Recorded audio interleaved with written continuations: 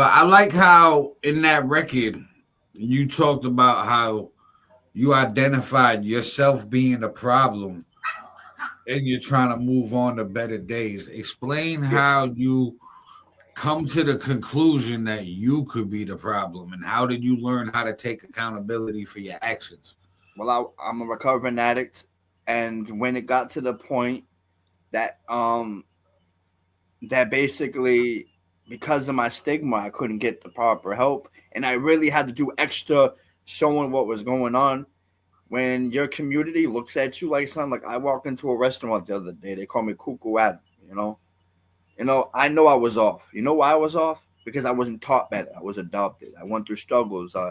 I was in and out of the system.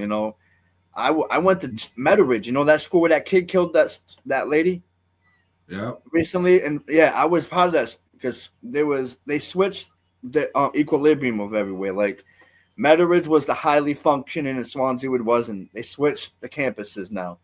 But I went to that school. I went to Chamberlain, and I learned a lot.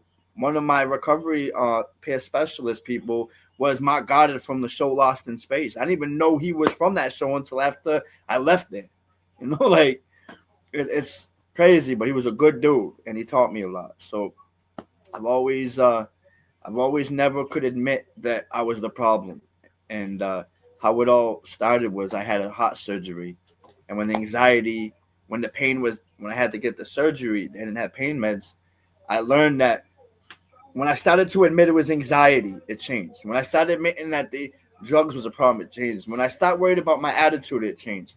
When I forget where I come from and act egotistical, I start to go back to the old me, and I don't Right. want that. Right. So, like, I don't involve myself in anyone's drama. Like, if I had a problem with you and I said it about you, it's my own issue with you. And if you're not honest with yourself, if anyone else I connect with has an issue, it has nothing to do with me. My issue is because of my issue. And I try not to add anyone into the equilibrium of that. I try to stay focused because, that's how it is. After being through what I've been going through and what I've been through, I've started to learn, like, you know what? Sometimes you don't got to be so right, you're wrong.